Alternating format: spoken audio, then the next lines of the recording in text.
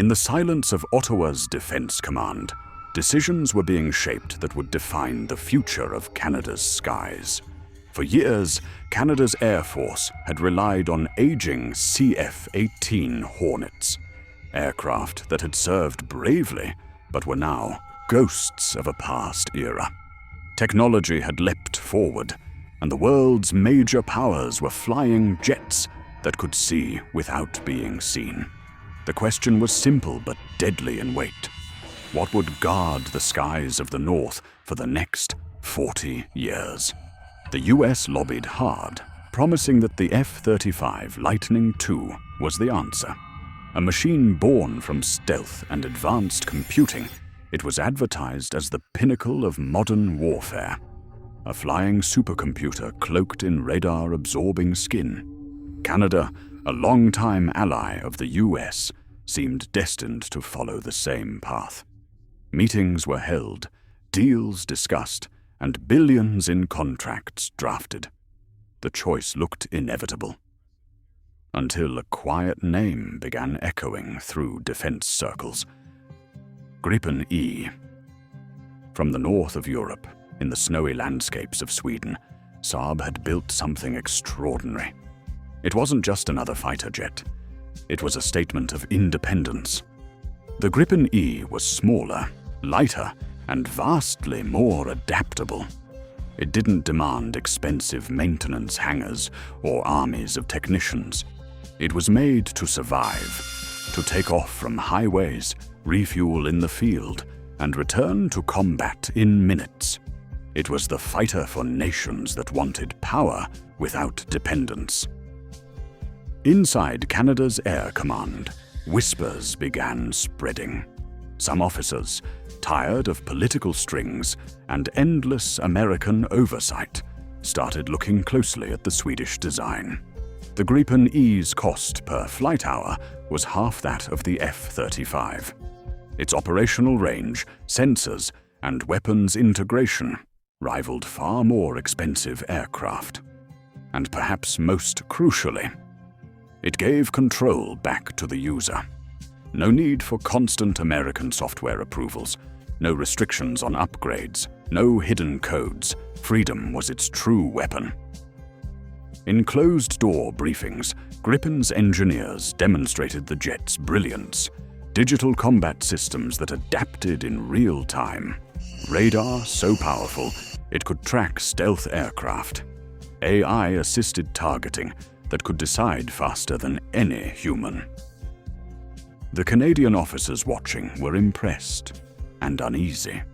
Could a smaller, independent jet really outmatch the F-35's global reputation? As days turned into months, tension built between those who believed in tradition and those who believed in change. Political pressure from the US grew quietly but firmly. Behind every Canadian defense discussion, American advisors appeared, offering support, but ensuring the F-35's dominance wasn't questioned. But Saab didn't retreat. The Swedish ambassador met Canadian officials, showing reports, data, and even combat simulations. Gripen E wasn't just competition. It was a symbol of technological rebellion. Meanwhile, out in the snow-covered fields of Sweden, test pilots continued to push the Gripen E to its limits. The jet soared through freezing winds, its afterburners slicing the cold air. Engineers watched its data feeds, refining, improving, and perfecting. Every upgrade was immediate. No political chains, no foreign permissions. Saab's goal was clear. Prove that the world didn't need to rely on America to rule the skies. Inside Canada, the debate reached its peak. Parliament members whispered of cost overruns, secret clauses, and unspoken expectations in the F-35 deal. Some wondered if the choice was truly strategic or simply diplomatic pressure dressed as defense. The Gripen's numbers were impossible to ignore. Cheaper, simpler, more sovereign. But the weight of alliances was heavier than truth itself. The final decision loomed like a shadow over every official in the room. And then came the leaks.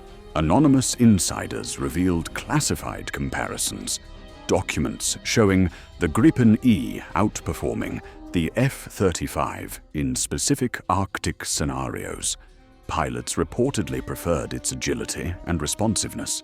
Maintenance crews favored its simplicity. The truth was leaking like oil through the cracks of bureaucracy, and the world began to notice. Defense analysts started asking questions. Was Canada really making the best choice, or the easiest one? In the end, it was no longer a question of which aircraft could fly higher or faster. It was about what kind of nation Canada wanted to be, independent or obedient. In those quiet nights before the final signature, there were still generals who looked at the data, looked at the skies, and wondered if they were witnessing a mistake that history would never forgive. The F-35 stood as the symbol of power. But the Gripen E had become the symbol of freedom. And somewhere, deep in the Arctic silence, the future waited to see which one would truly conquer the cold Canadian skies. The announcement came with fanfare, flashing lights, and diplomatic smiles. Canada had officially chosen the F-35 Lightning II as its next-generation fighter jet. The Prime Minister spoke confidently before the cameras, calling it a historic moment for Canada's defense. The US praised the decision. Allies applauded. Yet behind the carefully crafted speeches and the patriotic music, unease rippled quietly through the ranks of those who knew the full story. Pilots, engineers, and analysts who had worked closely with the evaluation process knew that the Gripen E had performed far better than anyone had expected. During Arctic simulations, the Swedish jet had shown superior reliability in freezing conditions, landing and taking off from icy runways where the F-35 struggled. Its electronic warfare systems detected threats long before radar confirmation. Its agility in dogfights astonished even veteran pilots. The Gripen had not lost. It had been outmaneuvered politically. In secret, a few defense officials began to talk. "We didn't pick the best jet," one murmured under the glow of a classified briefing room. "We picked the most convenient one." The truth was complex. The F-35 brought influence, partnerships, and interoperability with the US Air Force. But it also brought dependency, constant updates, software keys, and rules that tied Canada's hands. Gripen E, on the other hand, represented autonomy. A path where Canada could control its own upgrades, weapons, and strategy. It was the fighter for those who believed in freedom of command. But freedom had a price, and not everyone was willing to pay it. Reports surfaced that American officials had quietly lobbied Canadian leaders, warning them of potential security concerns if they chose a non-NATO standard jet. Billions in industrial benefits were promised as part of the F-35 deal. Jobs, partnerships, joint projects, all carefully placed incentives that made the American offer nearly impossible to reject. The Gripen, despite its brilliance, could not compete with politics. Yet something strange began to happen after the announcement. Independent analysts and military journalists started digging into the evaluation documents.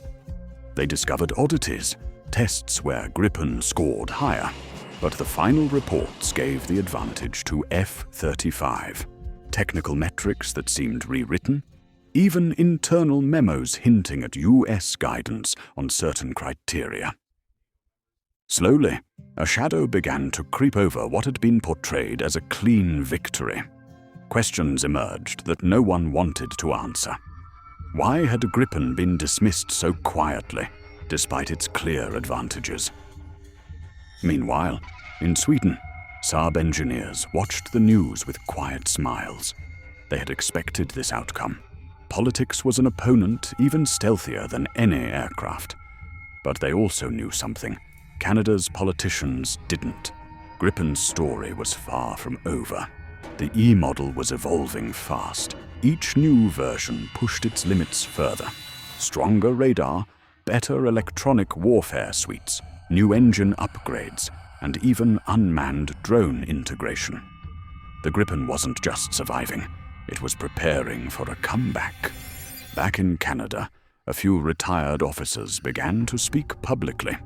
They called the Gripen the jet that could have changed everything. Interviews surfaced, debates sparked online, and comparisons flooded defense forums. The question became louder. Had Canada traded sovereignty for alliance? As the F-35 rollout began, so did the whispers of restrictions, hidden maintenance costs, and software locks that required US approval. One night under the pale Arctic moon, a Canadian test pilot flew a training mission in an F-35. He watched its sensors light up with dazzling data streams, but something gnawed at him. He remembered flying the Gripen E during testing, how responsive it was, how alive it felt in the pilot's hands. The F-35 was a masterpiece of technology, but it felt like flying under supervision. The Gripen felt like freedom. Across the ocean, Saab released a new promotional video, showing the Gripen E slicing through storm clouds with a single line of narration. Some nations buy power, others build independence. The message was subtle, but it was aimed directly at Canada. Defense analysts noticed, so did Washington. The challenge wasn't over, it had only changed shape. Gripen E had become more than a jet. It was now an idea, a symbol that questioned how much control smaller nations really had over their own defense. And as the political applause faded, and the reality of long-term F-35 costs began to settle in, even those who had celebrated started to wonder. Had Canada made a choice out of strength or out of fear? The winds over the Arctic carried no answer, only the faint roar of distant engines. One American, one Swedish, racing each other through the cold northern sky. Months passed, but the unease refused to fade. The F-35s began to arrive, sleek, menacing, cloaked in the illusion of perfection. The media hailed them as the crown jewels of Canada's air power. Yet, deep inside the hangars where technicians worked long nights, whispers spread like wildfire. The maintenance crews noticed how fragile the stealth coating was, how often the systems demanded recalibration, and how every small repair required clearance from the United States. Canada had purchased advanced technology, but at the cost of control. Each jet was bound by software locks, unseen digital chains that connected Ottawa's skies to Washington's servers. Updates, codes, and diagnostics all had to pass through the United States first. Some pilots joked that the jets were loyal not to Canada, but to whoever held the encryption key. And in quiet frustration, engineers remembered the Gripen E, the jet that could be serviced anywhere by anyone and rearmed in minutes without foreign approval. Independence had been sacrificed in exchange for complexity, but the story didn't end there. Beneath the surface, the Gripen's challenge was taking on a new life. Swedish intelligence had begun sharing subtle reports, several nations, watching Canada's struggles, had reopened talks with Saab. Countries like Brazil, Finland, and the Czech Republic were considering larger Gripen fleets. The very jet Canada had rejected was slowly reshaping the global defense market. Nations were realizing what Sweden had always known. True air power was not about cost or stealth, but control. Meanwhile, Canadian analysts began to notice irregularities. The F-35's operating costs were far exceeding projections. For every hour in the air, hours of maintenance followed. The stealth skin cracked in freezing temperatures, radar signatures spiked during humidity changes, and repair times tripled during Arctic conditions. Canada's extreme winters were proving harsher than the jet's American designers anticipated. In contrast, the Gripen E, built to thrive in Swedish cold, could have flown effortlessly through those same skies. But that truth had been buried beneath contracts and politics. One evening, a small group of retired officers gathered in a quiet Ottawa restaurant. Among them was a man who had been part of the evaluation committee years before. Over coffee and low conversation, he revealed what many had long suspected. "Gripen wasn't just competitive," he said softly. "It actually won several categories." The table fell silent. He continued. "They changed the scoring system mid-process.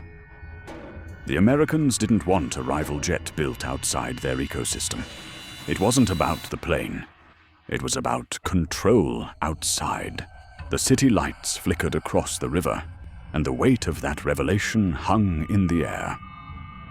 Canada had chosen the path of alliance, but it had also chosen dependence. And somewhere across the Atlantic, Sweden had chosen defiance, the quiet kind that doesn't roar, but resonates.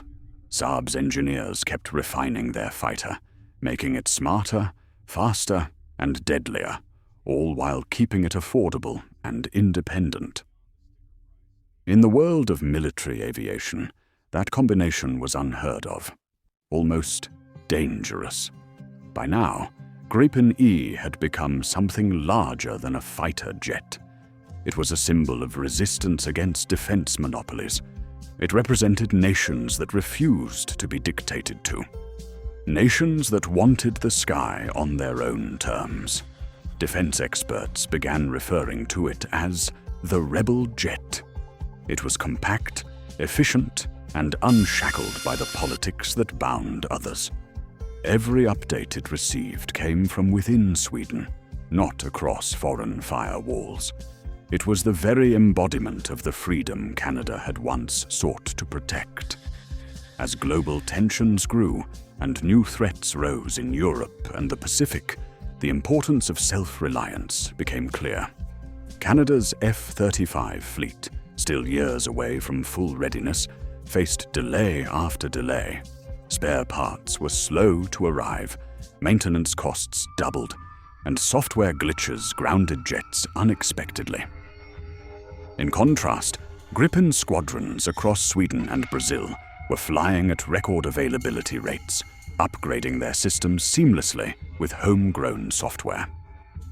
The irony was impossible to ignore. Canadian pilots, many of whom had tested both aircraft, spoke privately about their experiences. "The F-35 feels like a machine that doesn't fully trust you," one pilot said. "Gripen responds like it's alive. It becomes part of you." Their words spread through forums and defense circles, fueling a quiet movement. People began to see that Canada's decision hadn't ended the competition. It had only started a new one. A battle of philosophies, control versus cooperation, freedom versus dependence. In military briefings, officials still defended the F-35 choice, claiming it strengthened alliances and ensured technological superiority. But the tone had changed. For every justification, there was now a question. And for every answer, a new doubt. The Gripen's shadow loomed quietly over every policy meeting, every defense conference, every strategic plan. The Swedish jet that had once been dismissed had become the ghost that haunted Canada's skies. And in that silence, between pride and regret, a truth emerged. Power was not always about possession. Sometimes it was about the freedom to choose without fear. And that freedom, the one Gripen represented, had slipped from Canada's grasp. But the wind was shifting again, and the world was beginning to notice. The Challenger was not done. It was still flying, still improving, and still proving that in the war for the sky, the fiercest weapon of all was independence. Years later, the glow of the F-35 deal began to dim. The first wave of jets had entered service, but what was once hailed as Canada's proud leap into the future now felt like a burden. Operational costs spiraled far beyond projections. The government issued reassurances, promising that maintenance challenges would stabilize in time. But inside the bases, reality painted a darker picture. Pilots flew fewer hours due to limited parts. Engineers spent endless nights recalibrating systems that refused to cooperate with the harsh Canadian cold. Each flight felt more like a privilege than a routine. Rumors started to spread that the Defense Ministry had quietly requested additional US assistance to manage software issues, a move that raised alarm among those who still remembered the Gripen E's simplicity. The Swedish jet needed no foreign code approval, no waiting for transatlantic updates. In Sweden and Brazil, Gripen squadrons flew freely, performing exercises in freezing conditions and tropical storms alike. But in Canada, the jets that were supposed to symbolize independence had become dependent on another nation's servers. At defense conferences, questions began to sting sharper.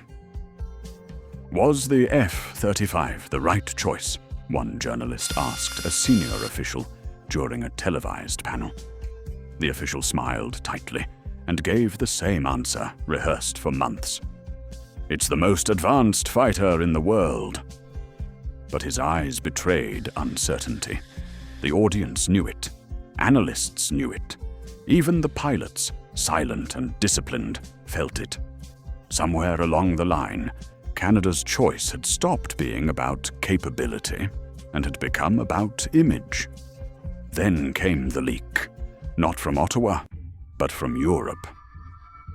A classified Swedish report surfaced, analyzing the F-35's Arctic performance using satellite data and intercepted maintenance statistics.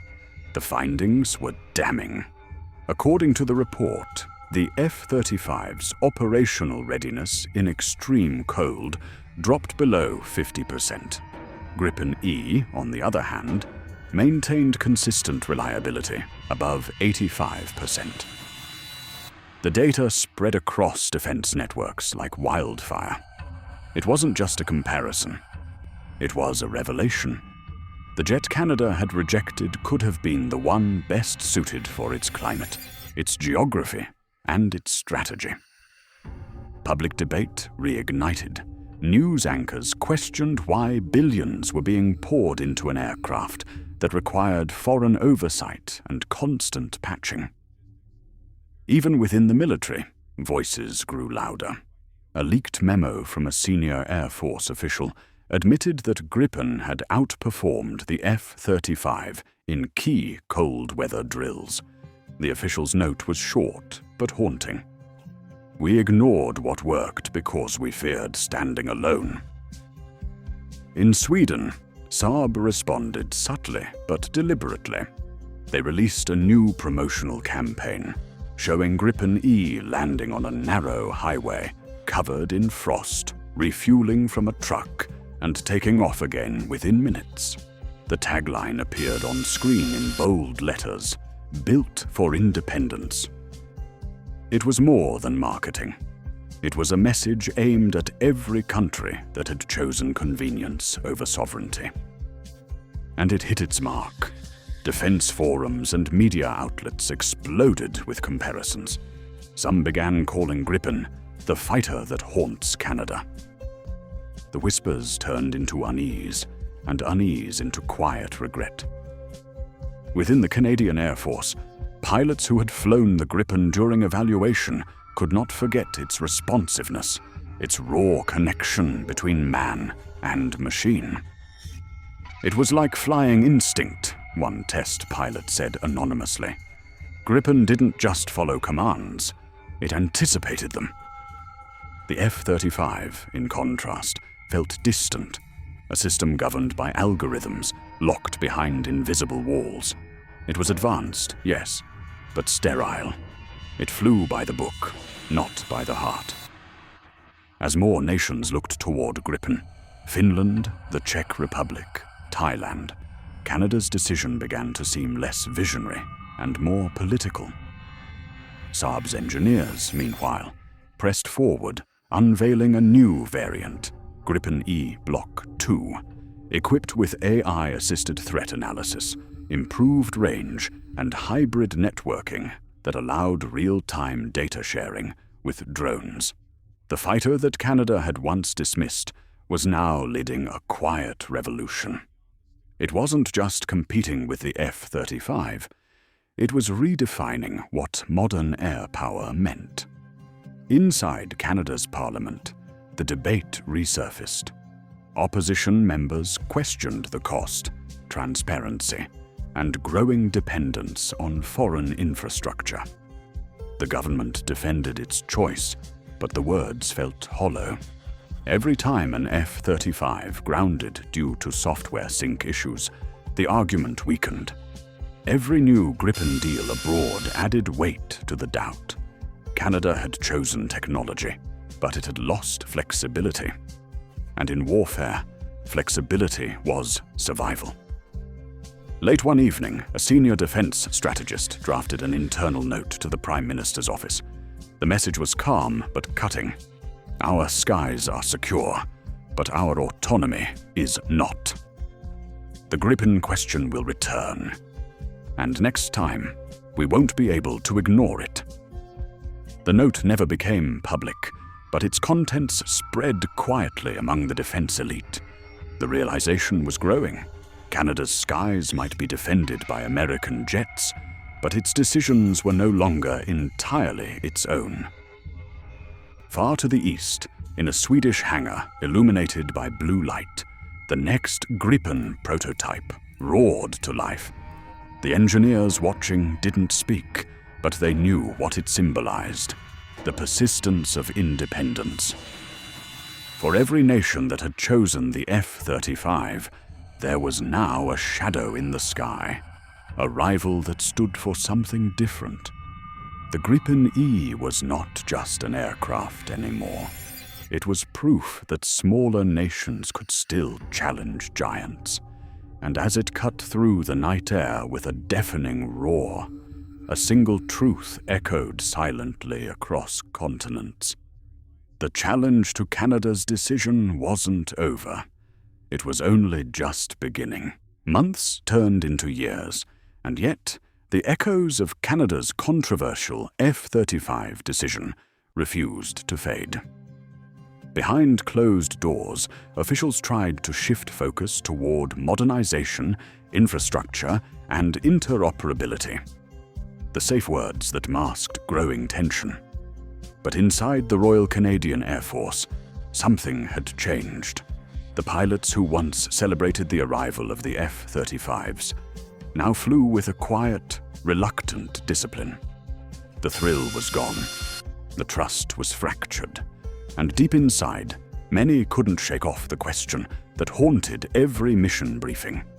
What if we had chosen Gripen? The turning point came unexpectedly during a joint NATO Arctic exercise known as Northern Shield. Canada deployed a fleet of F-35s to operate alongside Swedish Gripen E and Norwegian F-16. The mission was to simulate interception and electronic warfare in sub-zero conditions over the Arctic Circle. At first, everything went according to plan, until a storm hit. Communication lines froze, GPS signals fluctuated, and half the F-35 fleet was grounded due to ice buildup and data link disruptions. Only one aircraft type remained fully operational throughout the chaos: the Gripen E. In the control center, a senior Canadian officer watched in disbelief as the Swedish jets continued flying with precision, using highway strips as temporary runways. The data feed from NATO command confirmed it. Gripen had achieved a 100% mission completion rate under conditions that grounded even the US jets. That night, as the storm cleared, the silence in the Canadian briefing tent was heavy. No one dared say it out loud, but everyone knew the results spoke for themselves. By morning, reports had already leaked to international defense media. Headlines flashed across screens. Gripen outsmarts F-35 in Arctic storm test. Canada's fighter fleet struggles in harsh conditions. The comparisons were brutal, but accurate. Sweden's smaller, cheaper, and more flexible fighter had done what the world's most expensive aircraft could not: adapt and endure. Ottawa scrambled to manage the fallout. Officials emphasized different mission parameters, unexpected weather, and data misinterpretation, but few believed them. In the global defense community, perception was reality, and perception now favored Sweden. The Gripen E wasn't just challenging the F-35 on paper anymore. It was outperforming it in the very environments Canada called home. Then came the real shock: a leaked conversation between senior Canadian defense advisors discussing a potential secondary procurement of Gripen E units as a complementary asset for Arctic operations. Though never officially confirmed, the leak triggered a wave of speculation. Analysts debated whether Canada might consider dual fleet integration, something unheard of in modern air doctrine. The message was clear. Even within Canada's highest ranks, faith in the F-35 was fading. Meanwhile, Saab seized the moment. Their new campaign aired globally: crisp, cinematic shots of Gripen jets slicing through blizzards, accompanied by a haunting tagline: "When others pause, we fly." It was more than an ad. It was a declaration, a symbolic reminder to nations that independence didn't come from alliances alone. It came from self-reliance, from technology that worked with you, not for someone else. Across Europe, Asia, and even South America, air forces began re-evaluating their priorities. The Gripen E, once dismissed as a budget fighter, was now being seen as a precision weapon of sovereignty, affordable, adaptable, and unshackled by geopolitical strings. Canada had sparked a global conversation it never intended to. And ironically, every new Gripen deal signed abroad was a quiet reflection of Canada's own misstep. In a private debrief months later, a retired Canadian air commander spoke candidly during an interview for a military journal. "The F-35 is a marvel," he said, "but Gripen is freedom. We bought the future, but we lost control." His words echoed across defense circles like a quiet confession, a truth few dared to admit publicly, yet everyone recognized deep down. Back in Sweden, the Gripen program continued to evolve, quietly pushing boundaries. Saab engineers were testing AI-driven threat avoidance, stealth coatings, that adapted to radar frequencies, and even an autonomous drone companion, nicknamed Ghost Wing. Each innovation moved Gripen further ahead in the race, a race it was never meant to win, but now dominated through resilience and design simplicity.